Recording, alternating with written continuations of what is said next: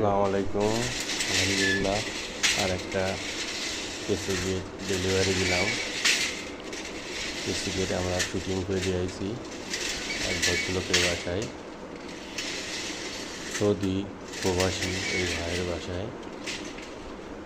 কেসি গেটটা আপনার কাঠের দরজার সামনে সিকিউরিটির জন্য কেসি গেটটা বানানো হয়েছে।